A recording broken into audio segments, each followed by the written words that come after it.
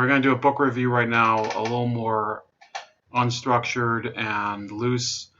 This is kind of a good marker to go by as far as the mentality behind some of the people that were at the top in the communist Chinese government, both before and after the 1949 revolution.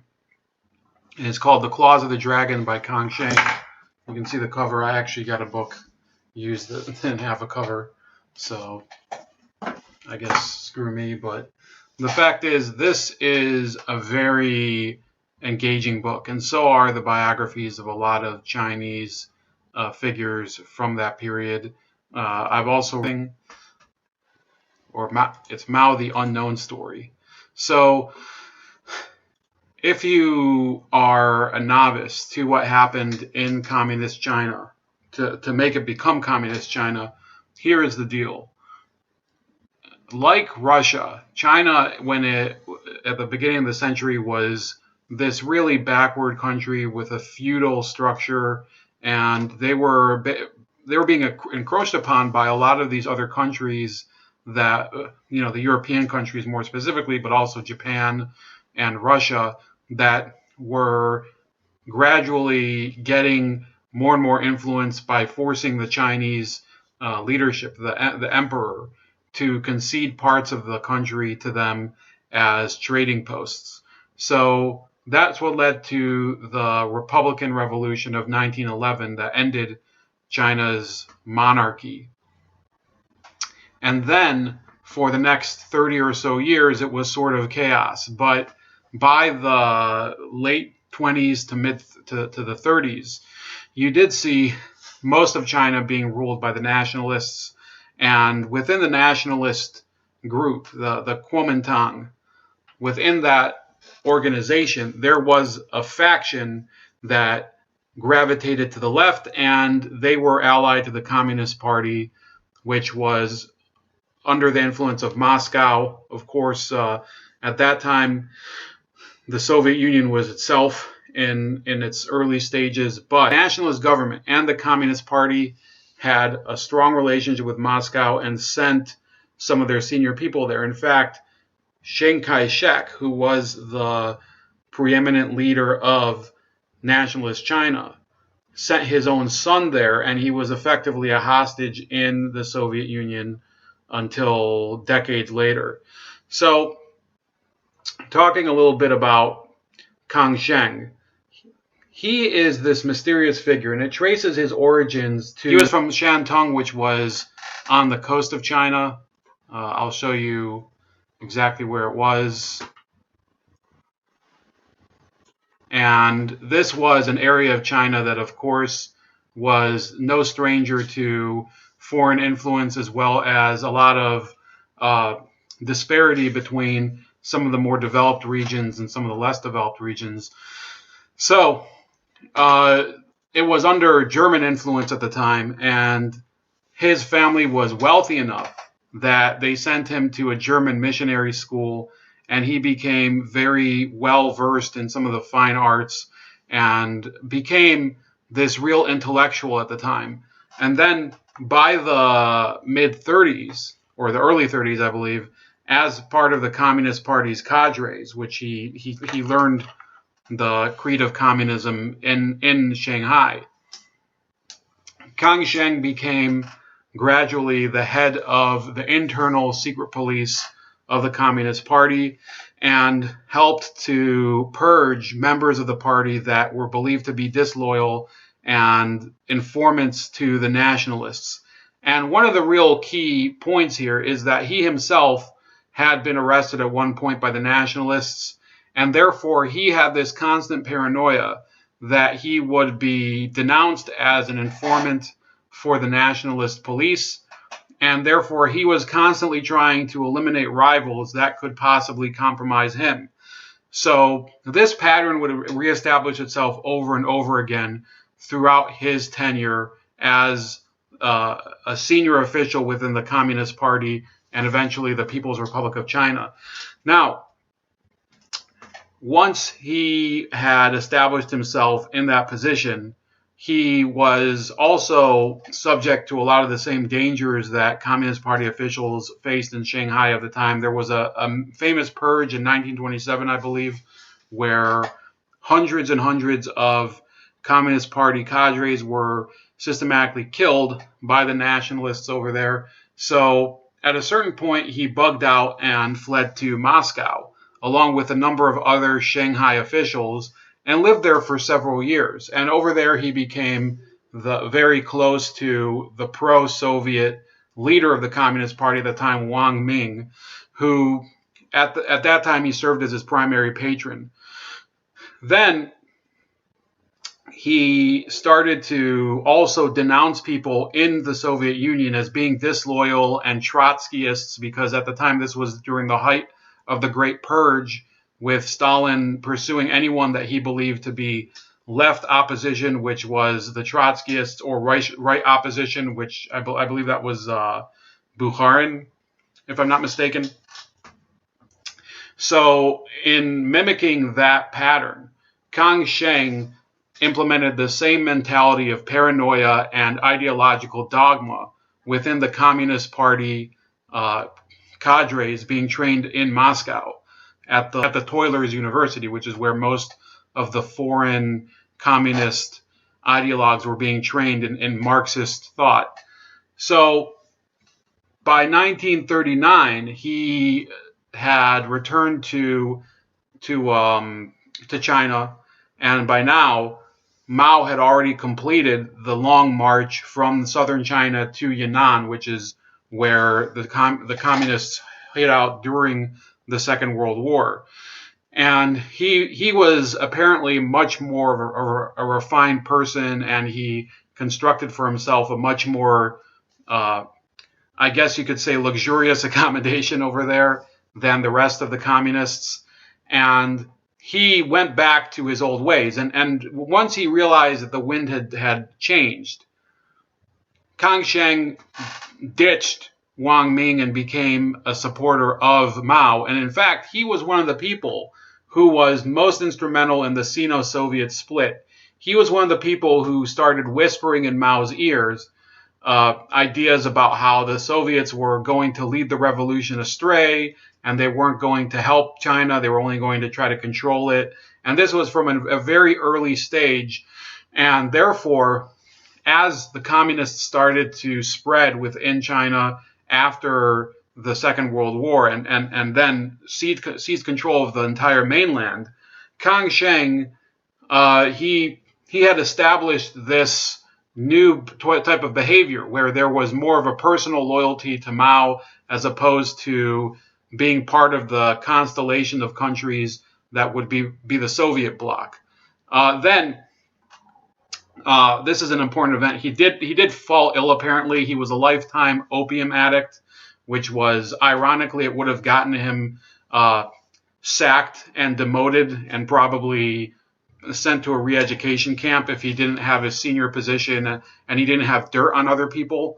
But 5 or 6 years, Kang Sheng, which isn't his real name, by the way, he went by several other names until he settled on Kang Sheng.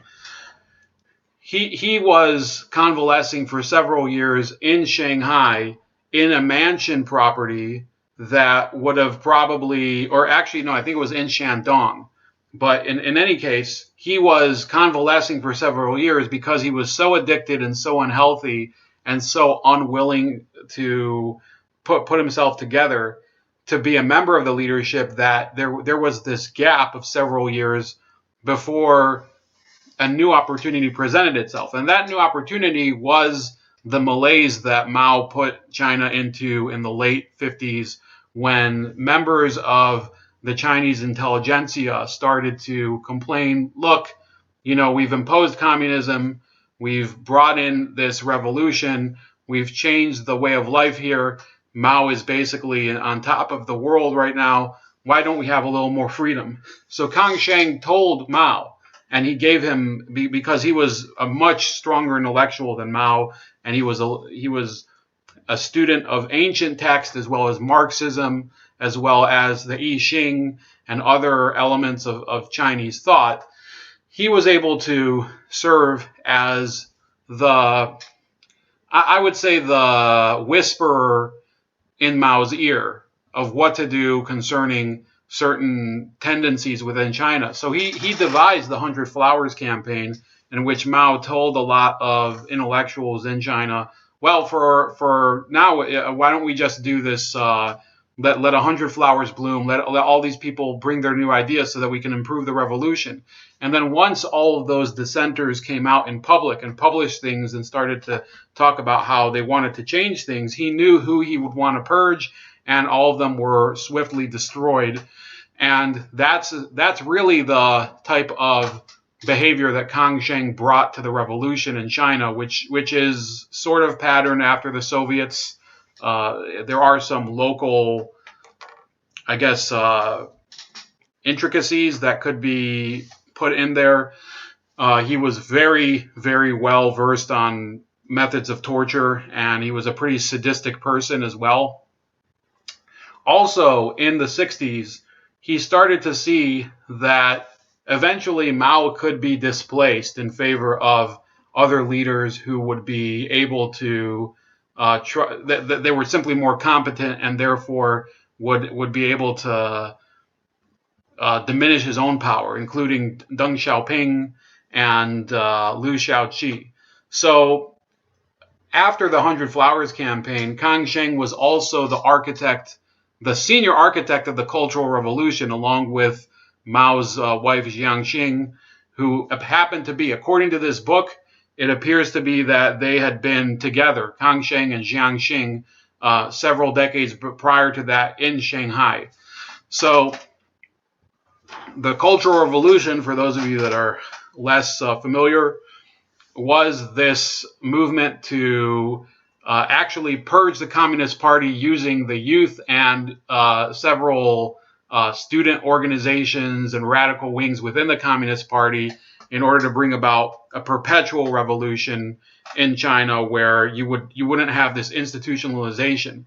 And what it did was, for several years, from the late 60s through the mid 70s, China was effectively in a state of complete and total terror and limbo, because from day to day, officials wouldn't know whether the Red Guards, who were the shock troops of this revolution, would come in and disrupt their activities. And they would go and to factories and start to rabble rouse and do things like that.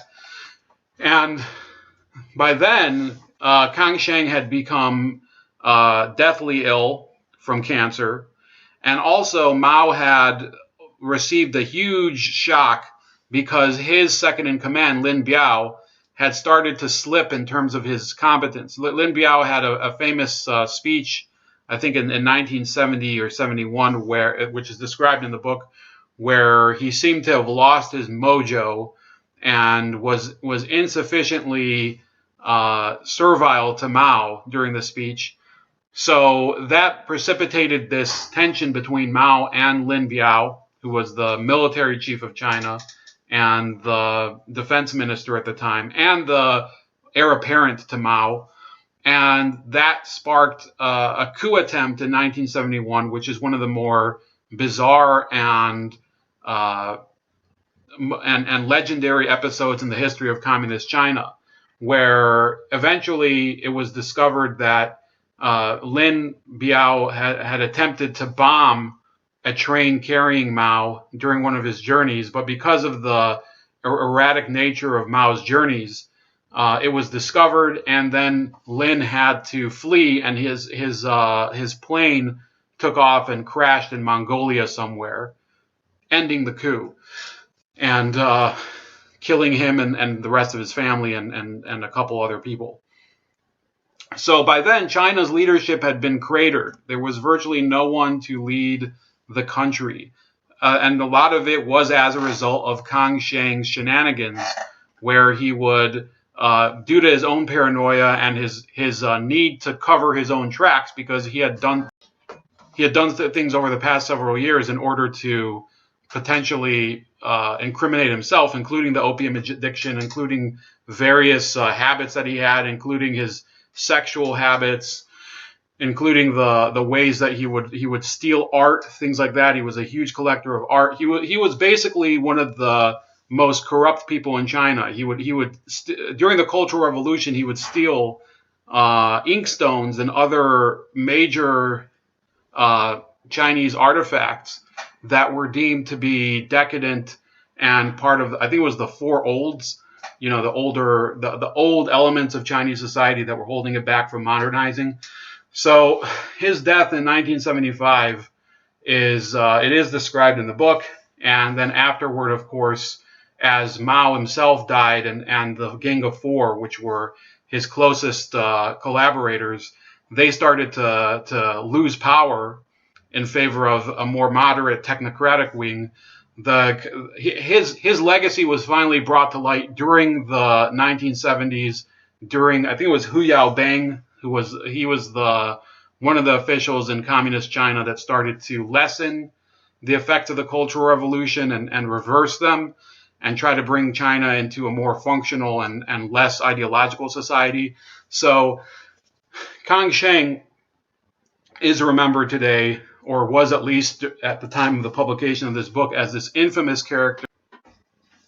So I guess you could ask the question, why would you read about Kang Sheng as opposed to other members of the senior echelons of the Communist Party at the time, or other more significant figures that were bigger ideologues, such as, for example, Chen Yun, who you see over here? Well, the fact is that this is the prototype for the real character of people who rise to the top under communism. Communism, in its doctrines, calls for a more equal society. But because people's personalities are different, people do have different motivations and different reasons for why they wake up in the morning and the decisions that they make, it ends up being that people like Kang Sheng inevitably rise to the top. And if he had been born and chosen to live in a different way, like living in a capitalist society, embracing the Shanghai of the 1920s when he was coming of age, I have no doubt he would have been an abusive person in that society as well. The fact of the matter is that in communism, you do centralize a lot of the authority, and the type of people who are good at administering that authority and using it in order to filter the type of speech, the type of livelihoods, and the type of behavior that people are able to exhibit are people like Kang Sheng, abusive, sadistic people, paranoid, ones that use the dogma and ideology in order to settle personal scores. That's the lesson of this book and the life of Kang Sheng. A lot of the research is based on an internal Communist Party document that was leaked to the authors in the 80s. So bear in mind, it is very difficult. This is a caveat emptor to really know what happened at the time, but this document would appear to be an indictment of the way that communist China was administered under Mao.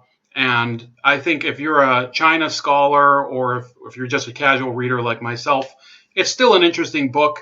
And I don't know if there is an alternative history where maybe they vindicate Kang Sheng's actions.